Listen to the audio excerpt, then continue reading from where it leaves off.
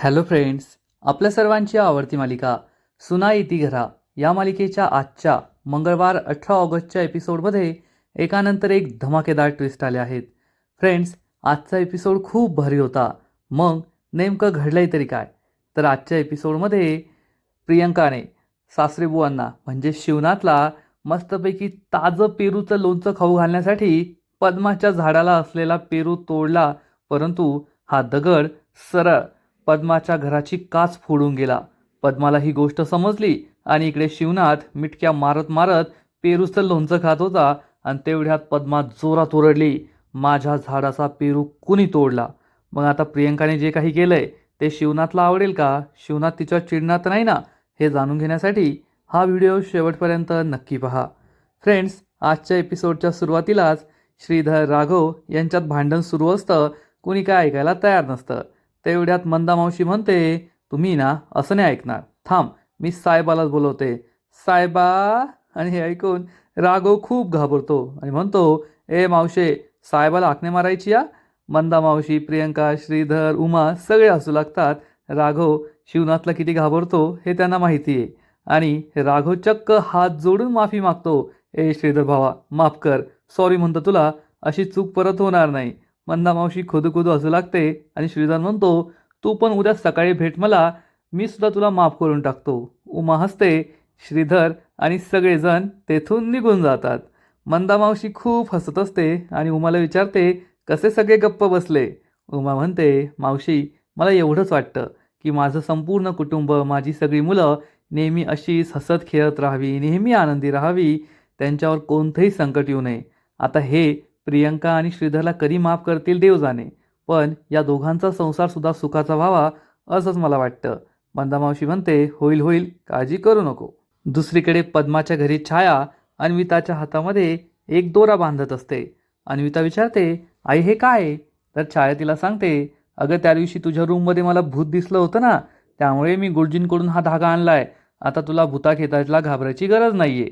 आणि अन्विताला आठवतं की ज्या दिवशी प्रियंका आणि राघव आपल्या घरी आले होते ते माझ्या रूममध्ये लपले आणि छायाने त्यांनाच पाहिलं होतं आणि त्यांनाच भूत भूत असं घाबरून ती पळाली होती. आणि छाया अन्विताला सांगते, आता तशी भूतं तुला परत दिसणार नाही. अन्विता हसते आणि म्हणते, आई तुला एक सिक्रेट सांगू का? छाया विचारते, कोणतं सिक्रेट? अन्विता सांगते, अगं त्या दिवशी रूममध्ये भूतं नव्हती, तर माझ्या रूममध्ये जे होते ना ते राघव आणि त्याची वहिनी होती. हे ऐकून छायाला मोठा धक्काच बसतो आणि तेवढ्यात मागे उभी असलेली पद्मासुद्धा हे सगळं ऐकते आणि विचारते, काय? पद्माने हे सगळं ऐकलं हे समजल्यावर अन्विता आणि छायाला जबर धक्का बसतो. दोघेही पद्माकडे पाहतात आणि पद्मा त्यांच्याकडे रागाने पाहते आणि अन्विता शेजारी येऊन बसते. छाया म्हणते, अहो आम्ही मायलेकी ना मस्त गप्पा मारत होतो. अन्विताला झोप नव्हती येत ना, म्हणून मी तिला भूताच्या गोष्टी सांगत होते आणि ती म्हणत होती की मला भीती वाटते, त्या नको सांगू. पद्मा म्हणते, ते ऐकलं बरं मी आता अन्विताला विचारते. असं म्हणून पद्मा अन्विताचा हात हातात घेते आणि म्हणते, अन्विता बाळा, या सगळ्या आधी तू काय बोलली ते मला सांग आणि खरं खरं सांग बरं, नाहीतर मला खरं कसं काढून घेता येतंय तुलाही सुद्धा माहिती आहे. अन्विता खूप घाबरते. तेवढ्यात अन्विताचा बापसुद्धा तेथे येतो आणि तो सुद्धा हे सगळं ऐकत असतो आणि मग पद्माला घाबरून अन्विता सगळं खरं खरं सांगते.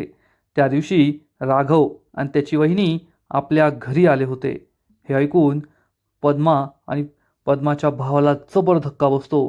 तेवढ्या सुलभासुद्धा तेथे येते आणि अन्विताने सगळं सत्य सांगितलंय, त्यामुळे सुलभा घाबरते. अन्विताचा बाप म्हणतो, त्या राघवची एवढी हिंमत, आज मी काय त्याला सोडणार नाही. असं म्हणून अन्विताचा बाप रागाने राघवशी भांडण करायला जाणार, इतक्यात पद्मा त्याला थांबवते आणि म्हणते, थांब, आता वेळ निघून गेली आहे, आता भांडण करून काही फायदा नाही आहे. आणि तसंही त्यांना जीव लावणारी माणसं आपल्याच घरात असल्यावर आपण तरी काय करणार? असं म्हणून पद्मा सुलभाकडे पाहते आणि म्हणते, शेवटी आपलंच नाणं खोटं आहे, तर आपण तरी काय करणार? आणि घरातील सगळ्यांना खूप भीती वाटते. पद्मा आणि अन्विताचा बाप मात्र चिडलेले असतात. इकडे वृंदा तिच्या रूममध्ये असते, रागातच असते, कानातले वगैरे काढून ठेवते आणि वेदा तिला विचारते, काय ग ताई, यावेळेस किती दिवसांनी आलीस? वृंदा तिच्यावर चिडते आणि म्हणते, वा ग वा, मी किती दिवसांनी आली विचारतीये आणि तू मला किती वेळेस कॉल केला? तुला काय मला कॉल करता येत नाही? वेदा म्हणते, अगं मी तुला कॉल करणारच होते. तेवढ्यात उमा तेथे येते आणि म्हणते, ए आई तूच सांग ना हिला, नुसती माझ्यावर चिडचिड करतीये. उमा विचारते, अगं बाळ वृंदा काय झालं? एवढी का नाराज आहेस तू? परंतु वृंदा तोंड फिरून घेते आणि म्हणते, आई मला आहे ना तुझ्याशी नाही बोलायचंय. उमा विचारते, काय झालंय सांग. तर वृंदा तिला सांगते, तुम्ही ना आमचा खूप अपमान केलाय. खरं सांगायचं तर माझं लग्न तुम्ही करून दिलं आणि आता मी तुमची कुणी नाहीये असं तुम्ही माझ्याशी वागताय. अगं माझं सोडा, पण कमीत कमी तुमच्या जावयाला तरी मान द्यायला पाहिजे ना, तुम्ही ते सुद्धा नाही केलं. उमा विचारते, नेमकं काय झालंय? तर वृंदा म्हणते, तू श्रीधर आणि प्रियंकाचं लग्न लावलं पण आम्हाला कळवलं सुद्धा नाही. अगं हे काय 1920 सुरू आहे का, की काही फोन करता येत नाही, मेसेज करता येत नाही? अगं एका सेकंदात मेसेज फोन करता येतो, सगळं सांगता येतं, पण तुम्ही मला कळवलं सुद्धा नाही. तुम्ही खरंच खूप चुकीचं केलंय. उमाला समजतं की खरंच आपली चूक झाली आहे. वृंदा म्हणते, माझ्या सासरी ना मी श्रीमंताची लेक म्हणून सगळे मला मान देतात, परंतु आता त्यांना कळेल की घरानं कितीही श्रीमंत असलं तरी या वृंदाला तेथे काडीची किंमत नाहीये. भावाचं लग्न झालं तरी तिला साधं कळवलं सुद्धा नाही. मग ते काय मला किंमत देणार आहे? अगं कमीत कमी मला नाही तर माझ्या नवऱ्याला तरी किंमत द्यायची. मी आहे ना माझ्या नवऱ्याला घेऊन येणार होते, ते सुद्धा येणार होते. उमा म्हणते, मग का नाही घेऊन आलीस? तर वृंदा उत्तर देते, का घेऊन यायचं? मीच त्यांना म्हणाले, कामधंदा सोडून तेथे कशाला येता सगळ्यांची तोंड पाहायला? आता तुम्हाला मान नाही मला मान नाही, मग अशा ठिकाणी जायचं तरी कशाला? खरं सांगते आय, मला इतकं वाईट वाटलंय ना. तुम्ही मला परकं केलं. माझ्याबरोबर तुम्ही असं वागाल असं मला कधीच वाटलं नव्हतं. उमा खूप दुःखी होते आणि वृंदा म्हणते, म्हणजे आता या घरात जी 4 मुलं आहेत ना तीच तुमची खरी पोरं आहे. मी तर तुमची कुणीच नाहीये. तुम्ही मला सासरी पाठवून दिलंय आणि आता तुमचा आणि माझा काहीच संबंध नाहीये असं वागताय तुम्ही माझ्याबरोबर. उमा म्हणते, नाही ग वृंदा, असं काही नाहीये. तुला लग्नाला मी कसं बोलवणार होते सांग बरं? श्रीधर आणि प्रियंकाने तिकडचे तिकडं लग्न करून टाकलं आणि डायरेक्ट दोघे लग्न करून घरी आले. दारात उभे होते, काही सांगायला सुद्धा तयार नव्हते. आता आम्ही तरी काय करणार आहे? परंतु वृंदाला हे पटत नाही. वृंदा म्हणते, जाऊ दे, मला काही सांगूच नको, मी फ्रेश होते आणि झोपते. असं म्हणून वृंदा ही आतमध्ये बाथरूममध्ये जाते. तेवढ्यात वेदा म्हणते, ही ताई अशी कशी गाई? वृंदा परत बाहेर येते आणि विचारते, माझ्याबद्दल काहीतरी बोललीस ना? वेदा म्हणते, अगं तेच म्हणत होते की ताई नुसती चिडचिड करते म्हणून तिचा चेहरा कसा झालाय बघ, चेहरा किती काळवंडलाय. हे ऐकून वृंदाला धक्काच बसतो. वृंदा म्हणते, चल मग मला फेशियल करून दे. वेदा म्हणते, फ्रेश होऊन येते. मी आधी फ्रेश होऊन येते, तू थांब. असं म्हणून वेदा वॉशरूममध्ये निघून जाते. उमा तेथून निघून जाते. वृंदा ही आरशात येऊन आपला चेहरा पाहते आणि खरंच चेहरा काळवंडला की काय हे चेक करत बसते. शिवनाथ रूममध्ये उमाची वाट पाहत असतो. तेवढ्यात उमा रूममध्ये येते. शिवनाथ विचारतो, झाल्या का मग लाडक्या लेकीसोबत गप्पा? झाली की नाही शांत? उमा सांगते, नाही झाली आहे शांत. शिवनाथ विचारतो, काय झालं? उमा सांगते, अहो आपल्याकडून आपल्या वृंदावर खरंच खूप मोठा अन्याय झाला आहे. शिवनाथला सुद्धा हे पटतं आणि उमा म्हणते, वृंदा ही आपली सगळ्यात मोठी लेक. म्हणजे जेव्हा ती आपल्या घरात होती, लहानची मोठी झाली, मग तिचं लग्न झालं, तोपर्यंत आपली परिस्थिती हलाखीचीच होती. फक्त 2 वेळेचं खायला मिळायचं, ती सुद्धा खूप मोठी गोष्ट. तिचं लग्नसुद्धा कसंबसंच करून दिलं. कधी काही हौसमौस नाही केली, कपड्यालत्त्याची हौसमौस नाही, काहीच नाही. लग्नसुद्धा काही केलं नाही आपण तिच्यासाठी. आणि मग जेव्हा ती लग्न करून या घरातून गेली, त्यानंतर आपली भरभराट झाली.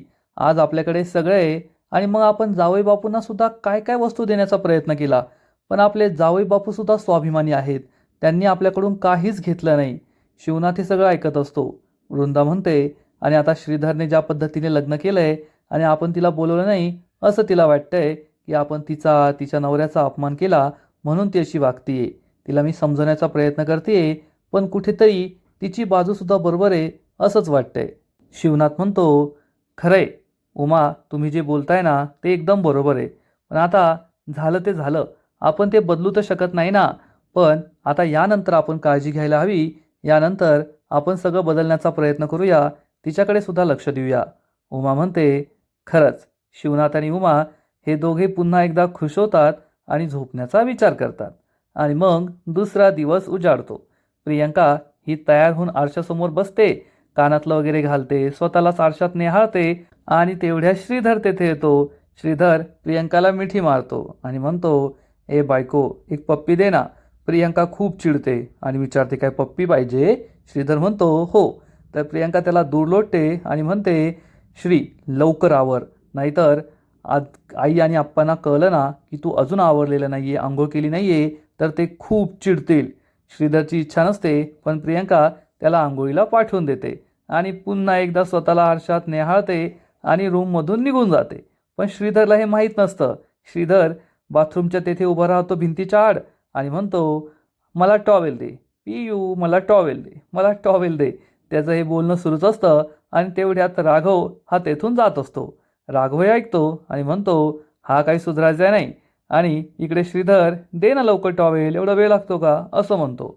मग राघव त्याचा टॉवेल घेतो आणि श्रीधरच्या हातात ठेवतो. तर श्रीधरला असं वाटतं की चक्क प्रियंकाचे. त्यामुळे श्रीधर राघवचाच हात पकडतो आणि राघवला आतमध्ये खेचण्याचा प्रयत्न करतो. परंतु राघव काही आतमध्ये येत नाही. श्रीधर म्हणतो, अयो, एवढी ताकद आली, सकाळी सकाळी काय खाल्लंस तू? राघवला समजतं की हा मला प्रियंका समजतोय आणि राघव हा श्रीधरला बाहेर खेचतो आणि त्याच्या जवळ जातो. श्रीधर त्याला दूर लोटतो आणि विचारतो, हे काय करतोयस तू? तू येथे काय करतोय? राघव म्हणतो, मी नाही, मग कोण? श्रीधर म्हणतो, अरे भावा, तू चुकीच्या वेळेस चुकीच्या ठिकाणी माझ्या आयुष्यात येणं कधी बंद करशील? राघव म्हणतो, तू ही अर्धवट कामं कधी बंद करशील? अर्धवट आहे एक नंबरचा. श्रीधर चिडून म्हणतो, मी अर्धवट आहे? काय अर्धवट काम केलं मी? तर राघव म्हणतो, सगळी अर्धवटच कामं केली आहेत तू. प्रेम केलं, पण तुझं लग्न मी लावून दिलं. आता आंघोळीला गेला, पण टॉवेल माझ्याकडे मागतोय. श्रीधर म्हणतो, तुझ्याकडे नव्हतो मागत मी टॉवेल. या दोघांमध्ये भांडण सुरू होतं. तेवढ्यात प्रियंका तेथे येते आणि विचारते, काय झालं? श्रीधर म्हणतो, कुठे गेली होतीस तू? मी टॉवेल मागत होतो. राघव सांगतो, वहिनी, तुमचा नवरा आहे ना खूप उतावळा झाला आहे. हा उतावळा बैल आहे, याच्या नाकाला व्यसन घाला. तुम्हाला समजून मलाच आतमध्ये ओढत होता. काय झालं असतं आज माझ्याबरोबर? प्रियंका हसते. श्रीधर म्हणतो, तुम्हाला बैल म्हणालास? तुम्हाला बैल म्हणाला? राघव म्हणतो, हो म्हणालो. आणि मग या दोघा भावांमध्ये पकडापकडी सुरू होते. राघव पुढे, श्रीधर मागे. प्रियंका राघवला वाचवण्याचा प्रयत्न करते, परंतु श्रीधर कसाबसा राघवला पकडतो, चक्क त्याची मानच आवळतो. तेवढ्यात तेथे उमा येते आणि विचारते, काय चाललंय, कशाला मारामाऱ्या करताय? मग हे दोघे एकमेकांना सोडतात, पण राघव श्रीधरकडे बोट दाखवतो. श्रीधर सांगतो, आई, मारामारी नव्हतं करत, ते आम्ही खूप दिवसाने भेटलोय ना, म्हणून आमचं प्रेम आहे ना उतू जात होतं. तर राघव म्हणतो, याचं प्रेम वेगळीकडेच उतू चाललंय, असं म्हणून राघव तेथून निघून जातो. उमा विचारते, याला काय झालंय? श्रीधर सांगतो, तुला ते सांगितलं ना, आमचं प्रेम उतू चाललं होतं. प्रियंका हसते. मग श्रीधर सुद्धा मस्त आंघोळीला निघून जातो. उमा विचारते, काय झालंय? आणि प्रियंका झालेलं सगळं खरं खरं सांगते की श्रीधर आंघोळीला चालला होता, त्याला टॉवेल हवा होता. मी रूममध्ये नव्हते, राघव भाऊजी येथून चालले होते, त्यांनी टॉवेल दिला आणि श्रीधरने मला तो समजलं. हे ऐकून उमासुद्धा लाजते आणि म्हणते, बस बस, कळलं मला. उमा तेथून निघून जाते. प्रियंका लाजते आणि हे श्रीधरचं काय चाललंय असा विचार करते. थोड्या वेळाने उमा किचनमध्ये सगळ्यांसाठी चहा बनवत असते. तेवढ्यात वृंदा तेथे येते आणि किचनमध्ये प्रियंका नाही, तर चक्क माझी आई उमा चहा बनवतीये हे पाहून ती लगेच धिंगाणा सुरू करते. आई, वा ग वा, म्हणजे अजून तूच चहा बनवतीयस का? आणि तुझी सून कुठे आहे? चहा बनवता येत नाही की अजून उठलीच नाहीये? आणि असं म्हणून वृंदा जोर जोरात श्रीधरला आवाज देते, श्रीधर, श्रीधर. उमा ही काय तिला थांबवू शकत नाही. श्रीधर तेथे येतो आणि विचारतो, काय झालंय? आणि वृंदा विचारते, तुझी बायको कुठे? तेवढ्यात प्रियंका सुद्धा तेथे येते आणि विचारतं, काय झाले ताई? तर वृंदा तिच्याकडे रागारागाने पाहते आणि प्रियंका म्हणते, काय झालं वंश, तुम्ही मला हाक मारत होता? वृंदा चिडून म्हणते, तुला कळत नाही का? तुझं लग्न झालंय, चहा तू बनवायला पाहिजे, पण अजून सुद्धा तुझी सासू चहा बनवतीये.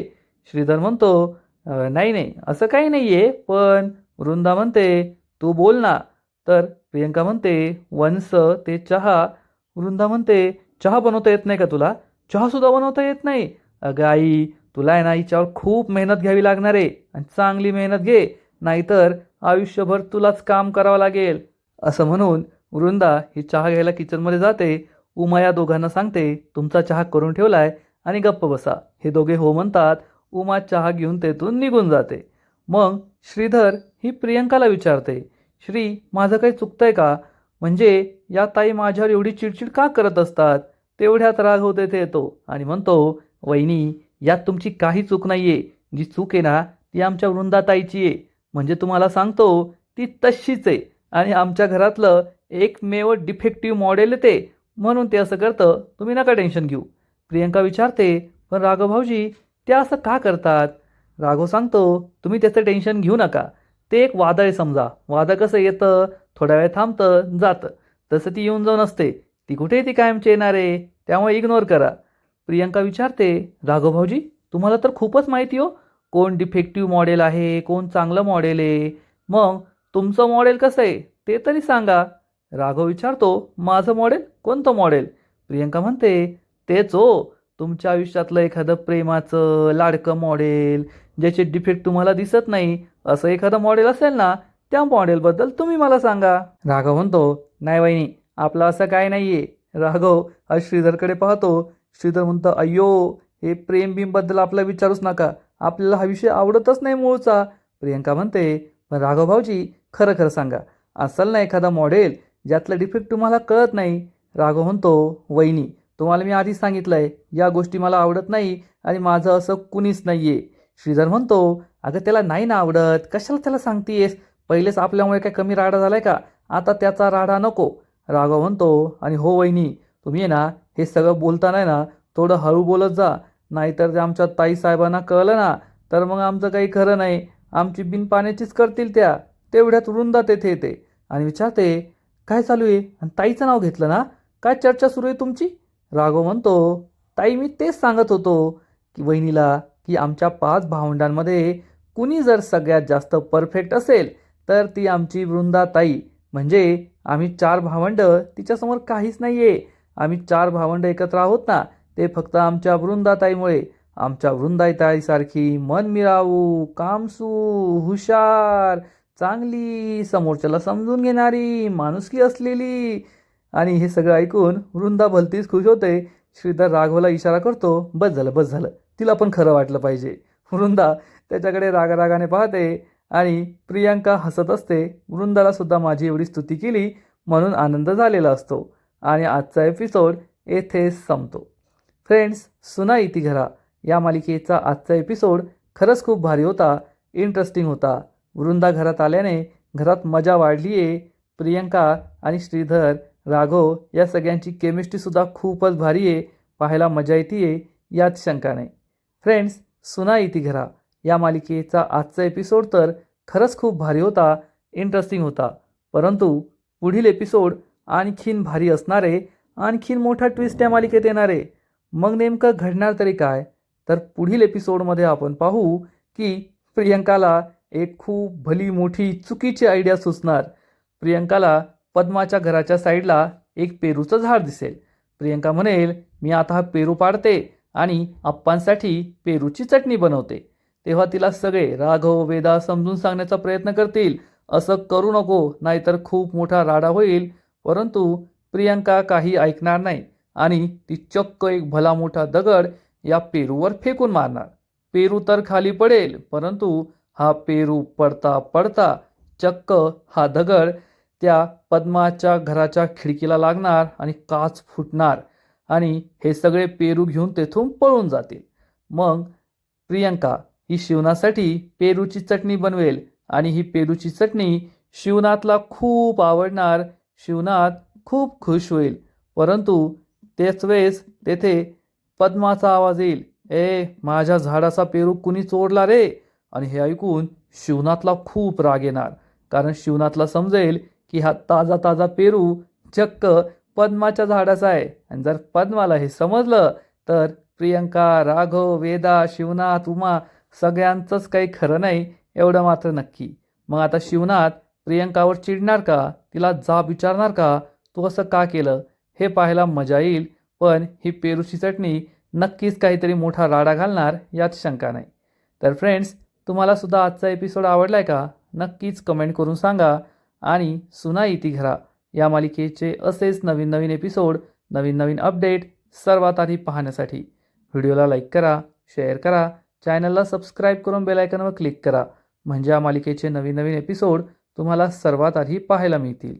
खूप खूप खूप धन्यवाद.